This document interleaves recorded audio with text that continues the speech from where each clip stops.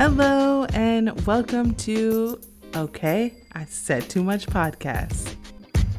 This week we are talking about how to not get caught up in your head when following your passions, the craziness that is Love Island UK, and we are back with another Reddit episode discussing if you guys are the asshole or not. Y'all already know the deal. Grab a shot and stay a while. Guys, this week's episode had me stumped. One, because I'm randomly recording early. I wanted to do one last episode of recording at my house just because they've been so good lately. And I found an editing program that perfectly edited out the sound of my AC in the background. So last week's episode audio was crisp. And I'm filming on Wednesday. I'm recording on Wednesday, so that's also another reason why I was just stumped, because I got to give a weekly update, a trending topic, and it's just the day after my last episode came out. I don't know. But I really was just, it's like, how do I describe this? The last few episodes were so good that I was like stressed because I want to keep bringing really good episodes. I've been getting such good feedback on all the episodes, and I'm like, can I do this again? Can I still keep recreating greatness? I mean, I listen to a podcast and they're on 260 episodes. Can I keep repeating that over and over and over and over again? Are some episodes just going to be inherently bad because I have nothing to talk about? And so it's like, this is why I want to talk about this subject, how to continue to fuel your passions, especially if one of your passions is I'm only going to do good in this if you guys enjoy it. And so it's how do you not take that into consideration when doing all this? How does that not stunt you from honestly hitting the next level, Especially for me, because I feel like I'm trying to grow this from 0 to thousands, so it's you have to appeal to the masses so much that it kind of just it hinders me. I don't want to say, I'm trying to think of the word I'm thinking of, but it just hinders me in a way of I get so in my head. And I just had to tell myself today, if this is a passion of yours, you are going to find a way to make it work, especially too if something is just truly meant for you. And I truly feel it with every fiber of my being. This is meant for me. I love to talk. I love to talk about things that are happening. So it's I know this is what the world, what I was called to do in the world. But it's am I letting people down if I have a bad episode? Or am I letting myself down if I have a bad episode? Eventually I wrote this episode out in less than an hour. And I think it's going to be a really good episode. And I'm excited for it. But it was just that moment of doubt that you have to kind of get over. And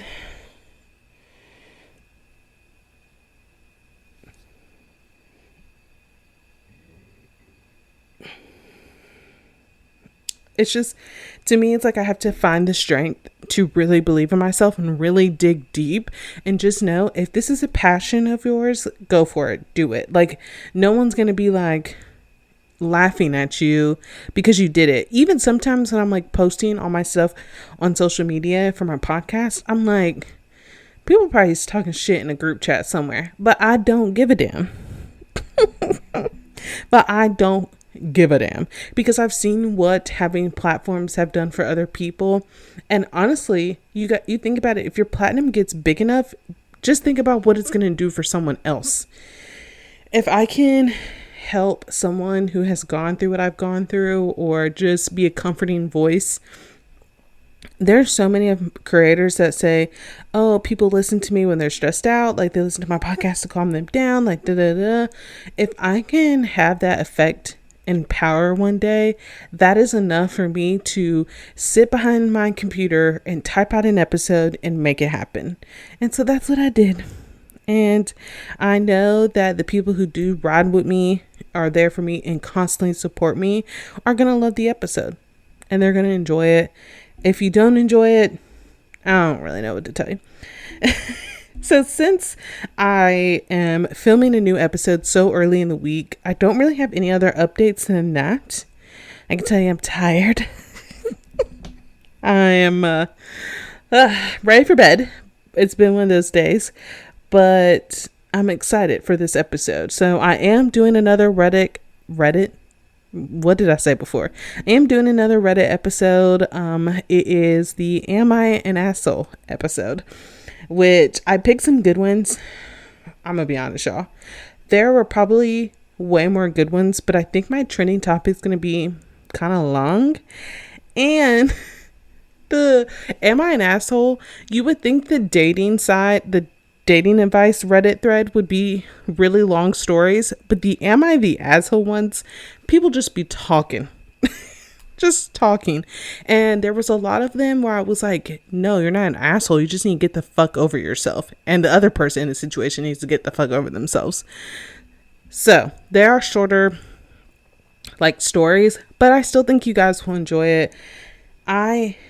My trending topic for this week is Love Island UK. I know what you're thinking.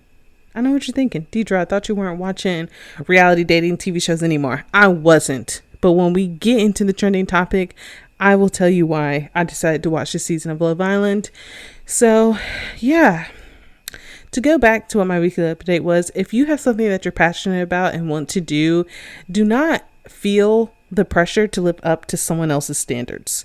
Live up to your standards. And if it's a passion of yours, the standard should just be that it's a passion and you love it and you want to see it grow.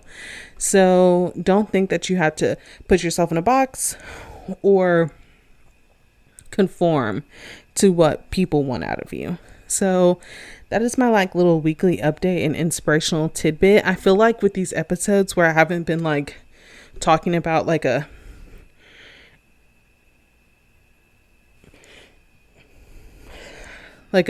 haven't been talking about a subject. I always have these like little inspirational rants in my weekly update. So you still get a piece of my advice every week, just in a different form.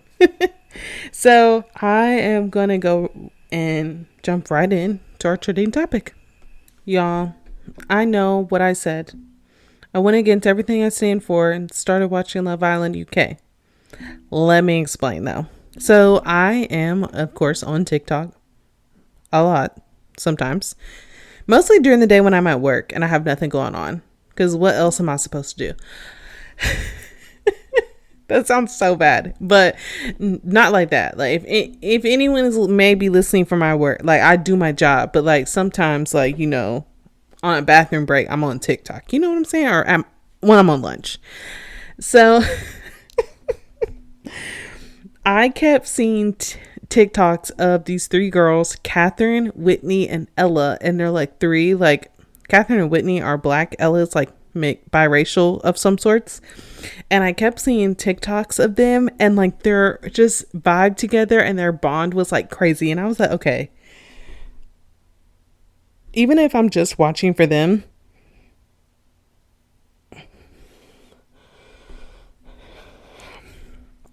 I need to watch because it just looked so funny. Like Whitney is the funniest person I think that's ever been on Love is Blind because I feel like the internet has just changed people so much, and like Whitney is just one of those people.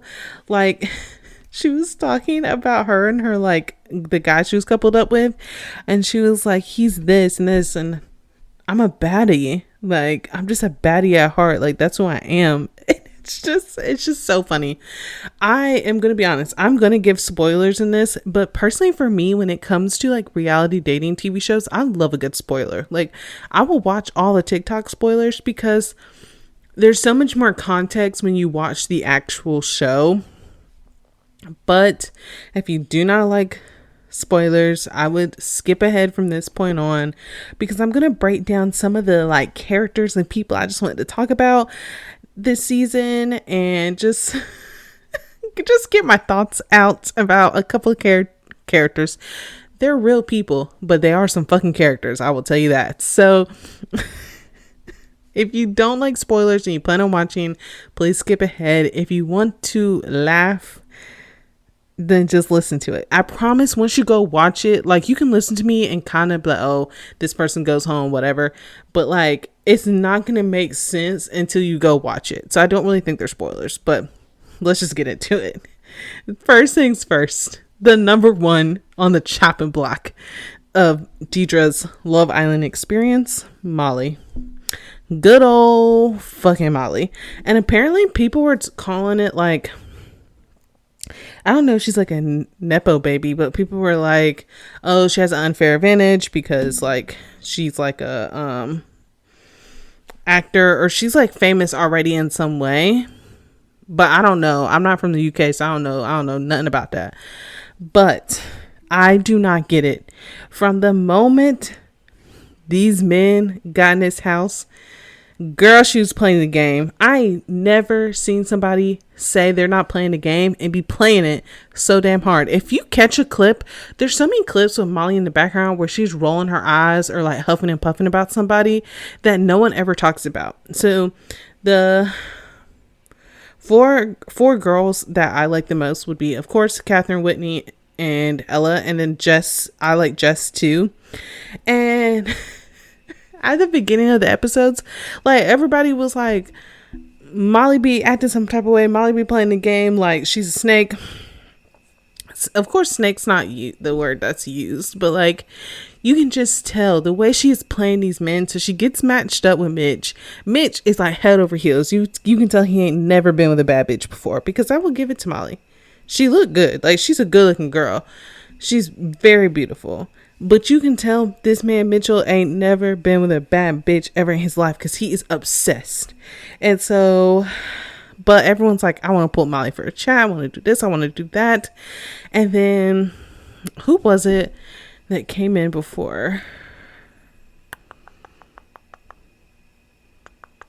Someone came in before Zach, and she was like, I'm gonna get to know him, or it was somebody. But then Zachariah, good old Zachariah, comes in, and her head is turned. She is interested, and I'm like, don't worry, because I'm gonna get on Zach next, okay? And her head was turned, but then Mitch, like I guess Zach picked someone else, so Mitchell kept her on, and then there was all this drama, and now I just don't get it. I finally watched the episode where she gets sent home because someone picks Zach. It's it's insane. It's insane. Like, I think Molly's idea was that when she saw Zach, she was like, we are going to be a hot couple. Like, I look good, he looks good, we are a hot couple. That will keep us on till the very end. I think that was honestly Molly's thought process the whole time.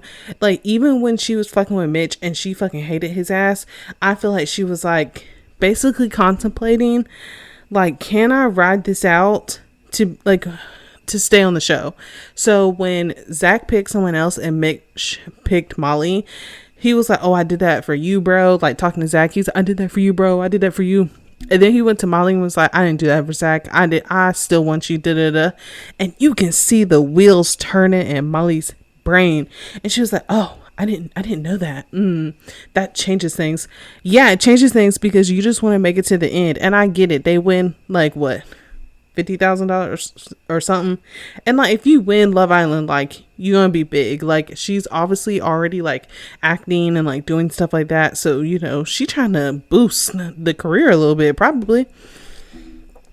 But that girl played the game. She saw Zach. She knew her and Zach would make a good looking couple, and she thought that could get them to the end. Did they have a real connection? Maybe, probably, but I don't think that was Molly's first thought process. I don't. But just like I said, Zach, I'm getting into you now. So I've read somewhere that when you go on Love Island, especially in these later seasons, because they've gotten so much flack for like being like racist, aka why I don't watch it. Like, there's way more black girls on this season and way more like black men on this season, dark skinned at that. So apparently you have to like tell people your preferences, and that makes sense because sometimes when new people get brought in, they'll go on dates and they'll pick the girls they want to go on dates with. So when Zach came in, he was like, I want to talk to Catherine. someone else, and this girl who was on it, her name was Ruchi.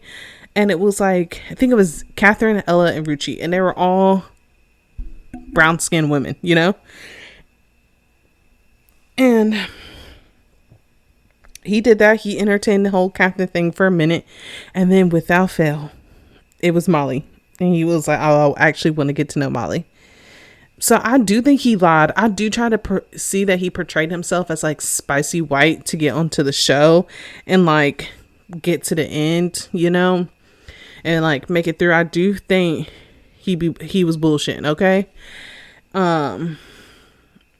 But I was watching some previews because so basically if you live in the UK or if you like, I know some people use like Daily Motion to watch it.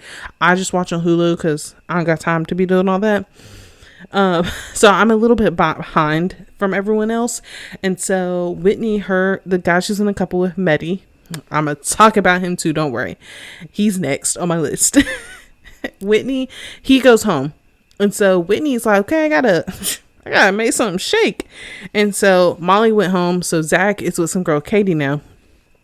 And, you know, Whitney shoots her shot with Zach. And she's smooth with it. Okay. I need Whitney to give me some tips because she kills it. And so we'll see we'll see where that goes. We'll make it. We'll see. Because he might piss me off. We don't know yet. To be determined. But I will say, preface all this, no one's even gone to like Casa Amor yet. So this could literally all change. Everything about what I'm saying, about at least for Zach, because he's and Whitney, because they're all on the show and stuff. But like, I'll get into that later. Let me get into that later. Mehdi. I told you he was next on the list. This man annoyed me from day one. Whew. He just had this like dark energy about him. Like his spirit was just off. Like, I don't know if he was going in trying to be like mysterious and like, I'm French and I'm cool and I'm mysterious. But like something about him just like, there was a Love Island, like Paris or something like that. Like you should have went on that one because like, I don't know, but something about him just irked the hell out of me. Like, okay, so he was coupled up with Whitney. And I will say, as friends, they did have like really good banter. Like they were just laughing all the time. Like, because he was so like sarcasm and just blunt and just bleh. And then Whitney is like this firecracker. And so like they somehow bounced off of each other well like that. But he started playing games. That's why he's not there anymore. But that's neither here nor there. Like, I think he gets voted off. Of course, you know, I'm behind. But I think the way he gets voted off is that the public had to vote for someone to leave. And I only think that because I saw these tweets. I was like, because Whitney starts like sobbing after he leaves. And I saw all these tweets that was like, Whitney, we had to do it. It was better in the long run. We had to release you from the shackles of that man. Like, no one liked him. Stefflon Don is kind of in some heat right now because she was on one of the like after shows and she was basically like, I don't even think he likes girls. I mean, I don't like to assume someone's sexuality, but I think that I'm not going to say anything, but he's just a dark spirit. I don't like the way that he came at Whitney. Whenever Whitney did something wrong, he just like attacked it so heavily. Like, I think in a relationship, he would probably honestly be very controlling. Like, I had 2 examples. So he's given like the speech on why he's gonna pick Whitney. And if you know anything about Whitney, if you watch the show or you listen to me now, she's just a goofy goober. Like, she just be laughing. And she really is like shy, and she took a very long time to open up. Like, she was just not that type of girl. And so when he's saying all these nice things about her, she giggles. And you can tell it's out of like, she's uncomfortable, like she's just like shy and she's uncomfortable because everyone's looking at her and he's saying all these nice things. But he was like, I felt so disrespected. How could she? I'm pouring my heart out and she's laughing at me. And she was like trying to explain to him, she was like, it wasn't like that. And like, it's so prevalent in all of their arguments that he like does not listen to the things she says, because she's like, it's not like that. Like, it was shy. Like, it was just like a nervous laugh. Like, And he just doesn't care. Like, eventually he gets over it, but it was very annoying. And then in one episode, Catherine and Whitney are talking to Jess, like, oh, why didn't you tell? They're playing like this team challenge that was like answering questions. And one was like, who's the most two-faced? And Jess used to stay talking shit about Molly. And so then they were like, why didn't you say something? Because Whitney had like answered a question and said Molly, and then she had to explain herself and it was on mute, like for Jess, like no one else like chimed in except for some other girls. And so Whitney was like, why didn't you say something? And they're coming at Jess in a very, very nice way. Like, they're just like, we just want to know, like, we feel like if you really have a problem with her, you should just be upfront. Jess starts crying. And before you ask, yes, she is. She starts crying. And Maddie, like, runs over and was like, why'd you make her cry? I don't like mean girls. I don't like drama. Da, da, da. And Whitney's like, what? I didn't make her cry. Like, what? Her and Jess were fine the next day, and Maddie's still like holding grudge. He was like, if you're gonna make someone cry, and next time you make someone cry, I'll come to you first. Like, da, da, da, da. Jess had to even go talk to him and be like, she didn't make me cry. Like, I just got wound up. Like, we're good. Like, he didn't believe her until Jess said something to her, which brings me to my next point and why I'd be so pissed watching the show. So this season, I think it's probably just because there are more people of color on this season. The white men got some audacity this season on Love is Blind. Some fucking audacity. Like, the whole Maddie and Whitney situation, that's a point. What was it? It's this one guy who came into the show, Sammy. So Catherine is a black woman. She's paired up with Scott. Sammy was like, I don't think Scott's physically attracted to her. And Catherine's like crying in front of him. Like, because of course she can't say what she really wants to say. Like, and you can tell because she's like stumbling over her words because she's trying to find a way to say like, I feel like you said that because I'm black and he's white, without saying that because she's on TV. And she's crying and he's just like, I'm not sorry for what I did, but like, he's just not apologizing. He's not nothing. And then on another episode, Ella gets on Zach because Zach admits like being a cheater in the past multiple times. And Ella starts like going in like, once a cheater, always a cheater. I don't like that. Da, da, da. And so Ella ends up apologizing to Zach. But side note, Ella is with Tyreek, and Tyreek pulls her aside and he's like, that was fucked up. He's like, in public, I'm gonna have your back 100%, but like between me and you, that was fucked up. And she's like, okay, let me go apologize. She talks to Zach and she's like, oh, that was just my own trauma coming out. Like, I've been cheated before and it just like triggered something for me and I apologize. And of course, Zach's like, I'm good. I just don't want Molly like thinking that way. And she was like, I get it. It wasn't. And Ella says this to Zach, like, this has nothing to do with you and Molly. This is just my own trigger that I have in my personal life. So here comes Mitchell. And if you remember previously, I told you Mitchell ain't never been with a bad bitch and he's obsessed with fucking Molly. And so here comes Mitchell raising his voice and getting angry, talking about like, oh, Zach and Molly are my friends in the house. Like, she was just trying to like break them up. Tyreek comes in and he's like, no, it wasn't like that. Like, she apologized, da da da. And Mitch just keeps going and he was like, yo, she just be talking crazy and da da da. And Tyreek get hyped. He's like, well, you don't have to worry about it. I'm in a couple with her. You ain't gotta worry about it. I was like, thank you, Tyreek, for standing up for Ella. But Ella was like trying to explain herself. She's like, it wasn't like that. Like, it's my own trigger. Mitch just keep pressing. There's just so many instances where it's like, if it's Catherine, Ella, or Whitney involved in a situation, people just attack on it like crazy. And I don't like that. So I'll probably come with an update for this once the season's over and we figure out who wins. But I'm invested, but not invested at the same time, because there's no couple that I'm like, oh yeah, I want y'all to win. I want y'all to take it. There's no couple yet. All the couples are like, I'm not closed off. My head would turn if like someone came in here. And I'm like, damn, I know it's only week 3 and like no one's gone to Casa Amor yet. So like those are usually when all the big changes happens. But I feel like everyone's playing it. I feel like everyone's seen previous seasons of Love is Blind, and so they know everything changes with Casa Amor, and so they're acting like that for a reason. But I don't like it. But I will report back once the season's over. But let's go ahead and jump into some Reddit. Am I the assholes? I just realized I ended that off with Am I the assholes? I don't like the way that sounds. But that's basically what I'm doing. So I have a couple here. I tried to pick ones that aren't long, but now that I'm looking at it, it's kind of long. But let's start with the first one. This episode right now is already at 25 minutes. I know I got a lot of editing to do, so we'll see where it's at when it ends. This might be my longest episode, guys. But let's go ahead and get right into this.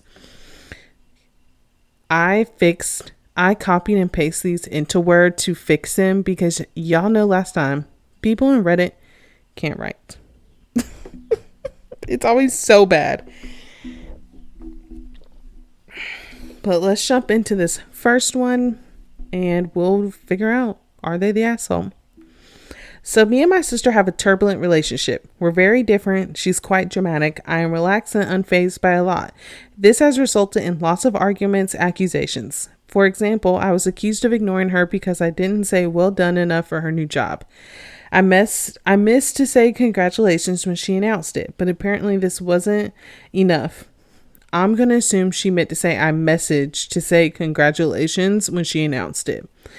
But apparently this wasn't enough. And because I responded quicker to my other sister's promotion prior to this, she feels I put her on the bottom of the list. I explained I have 2 young children and time gets away from me.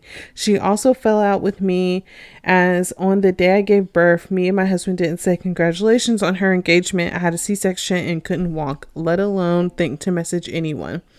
Each time to make up, I take the first step to heal the rift for the sake of the family. Fast forward to now. She asked me to be a bridesmaid. We're not as close as we used to be. And if I don't message her first, I wouldn't get a message. She doesn't ask about my children, and the eldest sadly doesn't know who she is. But that's her decision on their relationship.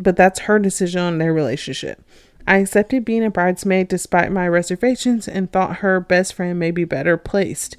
She now decided not to attend my daughter's first birthday barbecue at 12 p.m. in favor of going out for birthday drinks at night. I want to step down as a bridesmaid. We're clearly not as close as we used to be on the day she deserves to have someone who can calm her, listen to her, and be there for her. I don't think that's me. Am I the asshole? How should I manage stepping down? She won't make it easy and there will be drama. Y'all gonna hate me for what I'm about to say. So, I'm gonna say this first. Is she wrong for not going to your daughter's first birthday barbecue? Oh, 100%. Baby, that is not being taken into consideration when I answer this question. She's 100% wrong for that. And I probably fuck her up for that. So that's different. That's completely different. But I think both of you guys just need to get the fuck over yourselves. I think this is what I've learned, like, probably in this last year of my life that's very important, is that sometimes it's just not going to work out the way you want it to because you're living 2 completely different lives. Like, she's trying to build a life. The sister's trying to build a life, and the sister who wrote this has a life that she's trying to nurture. And so sometimes those are just going to clash and they're not going to work out. But little sister needs to get over herself, and bigger sister needs to realize just because you may have these things going on doesn't mean someone can't expect you to be like over the moon for their accomplishments. Like, she's trying to work towards what you have, like getting engaged and promotions, and you have this like husband and family and kids. Like, she's trying to build that life. And so I'm sure when you were going through all those things and she didn't have everything going on, she was probably so ecstatic for you through those things.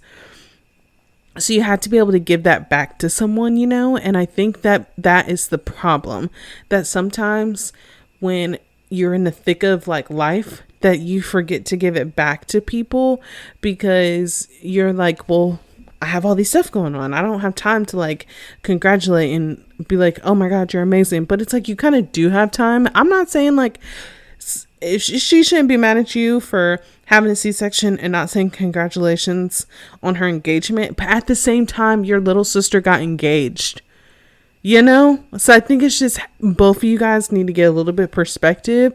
Are you an asshole for wanting to not be a bridesmaid anymore? Yes, because I think in this situation you just need to better communicate and just be like, it hurts my feelings that you are not coming to my daughter's first birthday. If she asked you to be her bridesmaid, because I'm thinking there's just one, because it's like she was like, I thought her best friend would be better suited. If she's having one person, one bridesmaid, and she asked you, it's obviously because she wants you next to her on her big day. So you kind of need to get over yourself. So are you being an asshole? Yes. But is she being an asshole? Yes. So let's move to the next one. This one's crazy, y'all. This one is a no-brainer, but it's crazy. Am I the asshole for reporting my coworker for drinking beer underage? When I tell you, when I read the title of this, I thought this story was going to go a completely different way. So just wait, y'all. I, 19 female, work as a hostess at a restaurant in California. I have this coworker, 20 male, who recently got promoted into server, which is annoying because it increased our workload, and I think he believes he is the big thing because of the promotion. Also, it's annoying that our boss is always congratulating him for always being very early. He says he always arrives early because if he wakes up later, he won't be able to cross Mexico's border. Today, he was different. He did a great job, according to our supervisor, but I noticed he wasn't feeling well. I asked him, and he told me that yesterday he went to celebrate his girlfriend's birthday, and he was suffering a small hangover after drinking a couple beers last night. I got uncomfortable because he is under 21 and not a good role model if he is attending families and drinking alcohol underage. Sorry, I'm trying not to die laughing.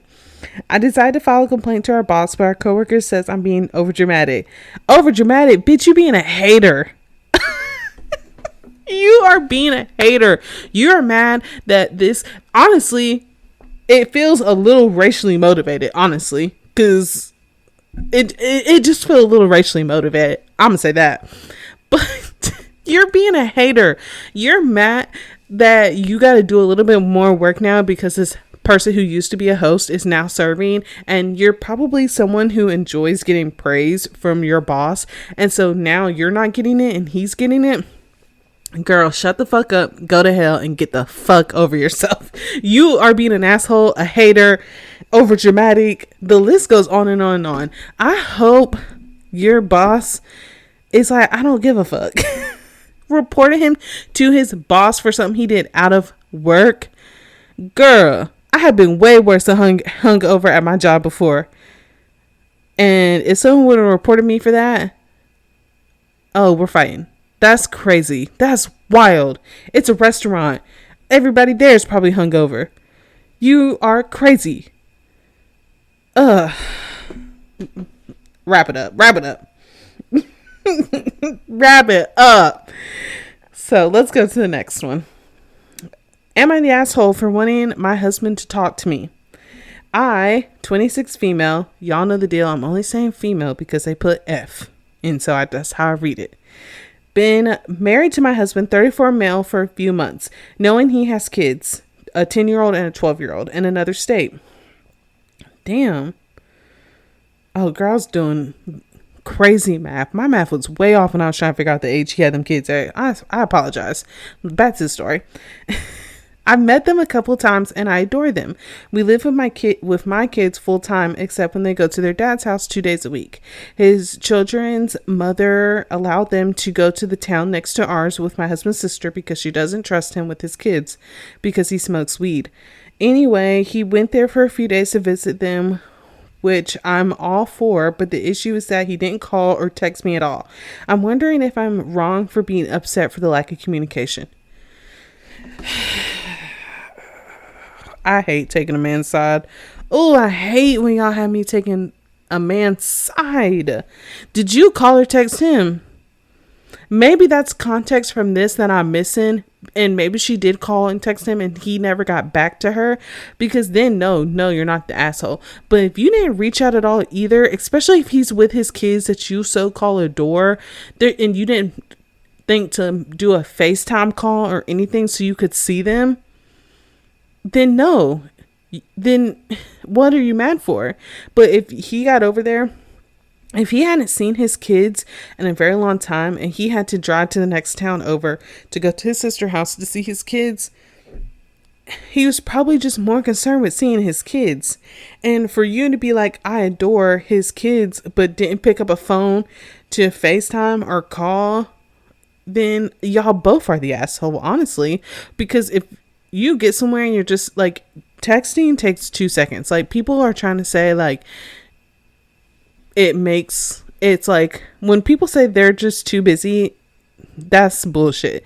It takes 2 seconds to write text. When you are peeing, shitting, and wiping your ass, you could be sending a text message or you could be on the phone with me, because if we're married, I'm not going to care about that.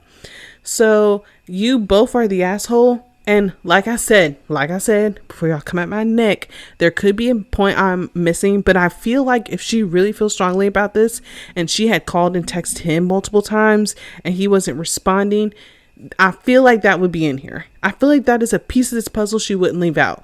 But if you adore his kids, I'm using quotation marks, and you didn't pick up the phone to FaceTime to be like, hey, I want to see the kids, like, how's everyone doing?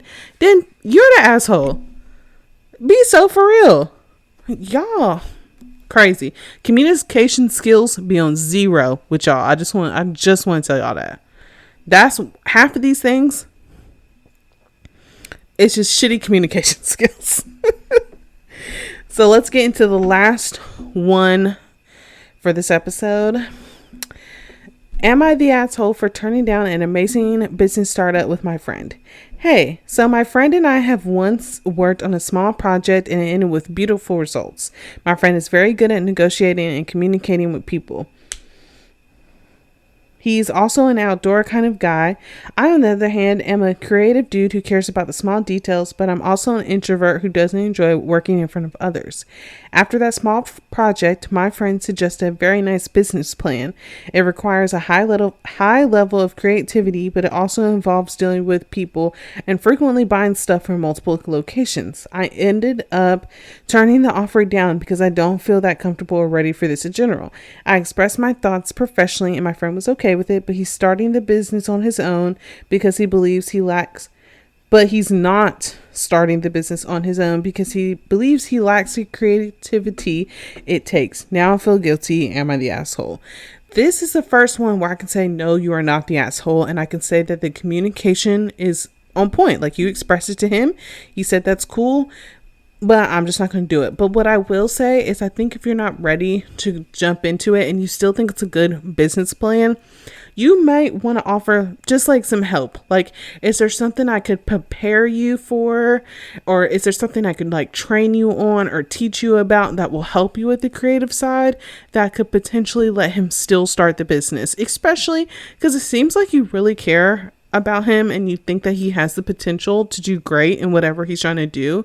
So I think the best thing would be like offer something, just say, hey, I still don't personally want to be like a business partner in this, but do you need help? Like, I'm just throwing a program out there. Like, do you need help with like teaching you about Canva, Adobe, or like, do you want to bounce some ideas off of me on how you could like handle the creative side?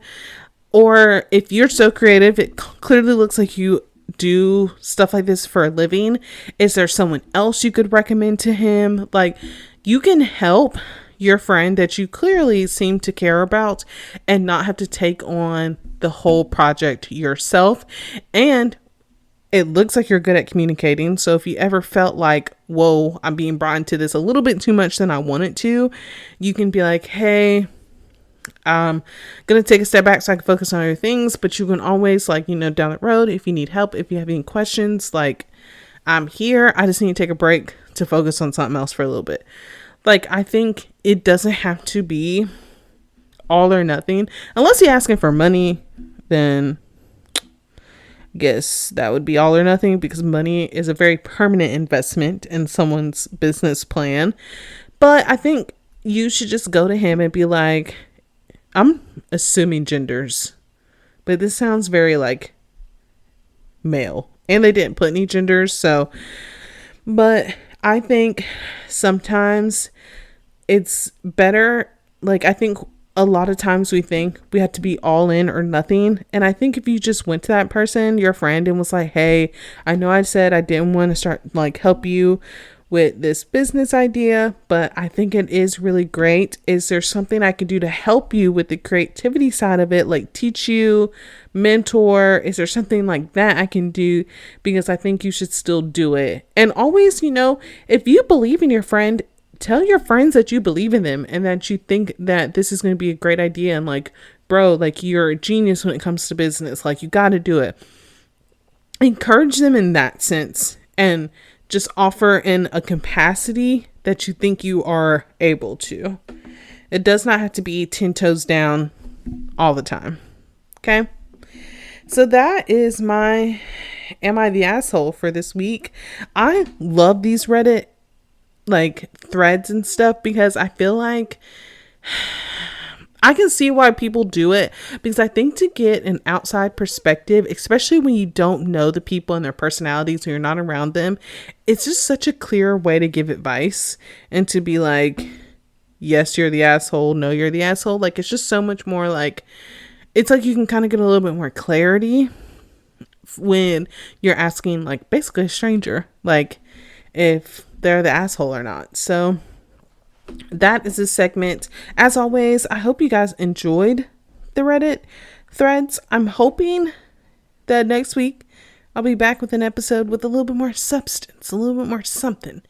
Next weekend, because it's Wednesday right now, I'm not doing anything this weekend. Next weekend is my friend's birthday. Interesting.